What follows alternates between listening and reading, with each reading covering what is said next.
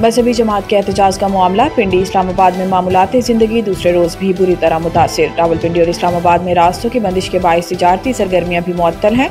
Rawalpindi expressway, Faizabad और IGP road मुकम्मल तौर पर बंद है। रावलपिंडी और इस्लामाबाद को मिलाने वाली फैज़ाबाद इंटरचेंज भी सील है, जबकि खनापुल, करी रोड और ढोक काला खान के रास्ते भी ताहाल सील हैं। वारिस खान, कमेटी चौक, सिक्सत रोड, शमसाबाद और ऐरान रोड भी सील हैं। रावल रोड, शाहीन चौक, सदर और पुराने एयरपोर्ट से आने वाले रास्ते भी मुकम्मल बंद हैं। इस्लामाबाद आने वाले बेशतर रास्ते कंटेनर्स लगाकर बंद रखे गए हैं। रेड जोन को मुकम्मल तौर पर सील कर दिया गया, सिर्फ मारगला रोड खुला है। रावलपिंडी इंतजामिया ने शहर में हैवी ट्रैफिक के दाखिले पर मुकम्मल पाबंदी आयद कर रखी है, जबकि एयरपोर्ट जाने वाले रास्तों को भी कंटेनर्स लगाकर सील कर दिया गया, जिसके बाइस परवाजों में ताखीर हो रही है। जुड़वा शहरों में इंटरनेट सर्विस दूसरे रोज भी मुअत्तल है, जबकि रास्तों की बंदिश के बाइस तालीमी इदारे भी बंद हैं। मुमकिन एहतजाज के पेश नज़र जुड़वा शहरों में मेट्रो बस सर्विस दूसरे रोज भी मुअत्तल और फैज़ाबाद के मकाम पर पुलिस की भारी नफरी तैनात है। फैज़ाबाद में तमाम होटल्स को भी सील कर दिया गया है।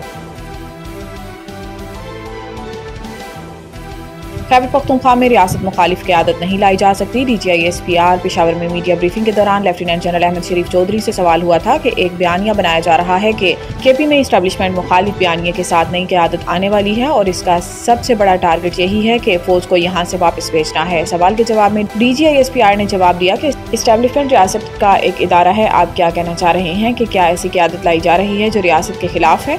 ऐसा नहीं हो सकता। एक और सवाल के जवाब में DGI SPR का कहना था कि आप खुद फैसला कर लें कि वो कौन है जो कह रहा है कि वो सूबाई हुकूमत बर्दाश्त नहीं जो ऑपरेशन के खिलाफ खड़ी ना हो। कौन ये कह रहा है कि दहशतगर्दों के खिलाफ ऑपरेशन नहीं करना चाहिए बल्कि बात करनी चाहिए। इनका कहना था कि लोगों को कंफ्यूज किया जा रहा है कि दहशतगर्दी के मसले का हल ऑपरेशन करने में नहीं है।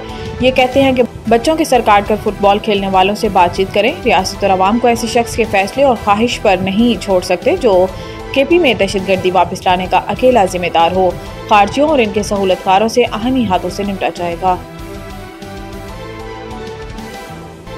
अमरीकी सदर ट्रंप का चीनी दरामदात पर इजाफी 100% टैरिफ आयद करने का ऐलान। अमरीकी सदर डोनाल्ड ट्रंप ने अपने social media platform truth social पर चीन पर 100% नया टैरिफ आयद करने का ऐलान किया। ट्रंप ने कहा कि अमरीका नवंबर से चीनी दरामदात पर इजाफी 100% टैरिफ आयद करेगा। अमरीकी मसनूआत के तहफ़्फ़ुज़ के लिए सख्त तिजारती इक़दाम किए जाएंगे। चीनी मसनूआत पर पहले ही अमेरिका की जानिब से 30% टैरिफ आयद है।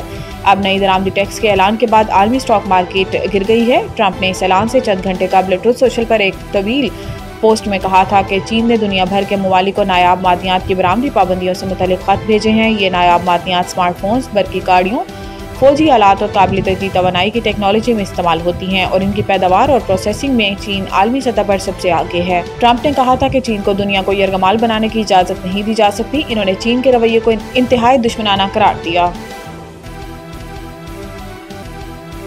PTI ने दहशतगर्दों की आबादकारी का इल्ज़ाम मुस्तरद कर दिया। PTI तर्जुमान की जानिब से जारी बयान में कहा गया है कि अवाम और कबायली रहनुमाओं ने 2021 में दहशतगर्दों की वापसी का मंसूबा रद्द किया था।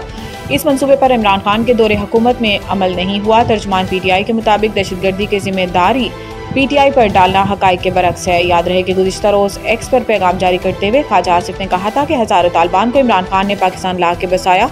आज भी PTI दहशतगर्दों से मुज़ाकरात की बात कर रही है। सालों से हमारी फ़ौज और आवाम का खून बहाया जा रहा है। अफ़गान हुकूमत के साथ सालों पर मुहित मुज़ाकरात और वफूद के काबुल आने जाने के बावजूद पाकिस्तान में खून रेज़ी बंद नहीं हुई। इसके अलावा कौमी असम्बली में इजहार ख्याल करते हुए वज़ीर दिफा ख्वाजा आसिफ का कहना था कि दहशतगर्दों के लिए कोई नरम गोशा और रियायत काबिल बर्दाश्त नहीं। दहशतगर्दों को पनाह देने वालों को अभी हिसाब देना होगा। IMF मुज़ाकरात, ज़रा इनकम टैक्स और करप्शन रिपोर्ट पर मोहलत की दरख्वास्त। ज़राए वज़ारत ख़जाना के मुताबिक सैलाब के बायस सूबों ने ज़राई आमदन पर इनकम टैक्स नाफिज करने के लिए मज़ीद मोहलत मांग ली। सैलाब से ज़राई मईशत मुतासिर होने के सबब सूबे फौरी तौर पर एग्रीकल्चरल इनकम टैक्स नाफिज करने पर आमादा नहीं। ज़राए के मुताबिक IMF को दिसंबर तक प्रोक्योरमेंट पॉलिसी MEFP में शामिल की गई है, जबकि सरकारी अफसरान के असास ज़ाहिर करने और corruption and governance diagnostic assessment report के नकात भी मुज़ाकरात का हिस्सा हैं। ज़राए ने बताया कि हुकूमत ने corruption and governance report publish करने के लिए मोहलत तलब की है, जबकि IMF की जानिब से सरकारी सतह पर गंदम खरीदारी के लिए ओपन मार्केट या निजी शोबे से खरीदारी का मैकेनिज्म फराहम करने का मुतालबा किया गया है। ज़राए के मुताबिक मुआशी टीम ने स्ट्रक्चरल बेंचमार्क्स पर नरमी की दरख्वास्त भी की है ताकि मुआहिदा जल्द अज जल्द मुकम्मल हो सके।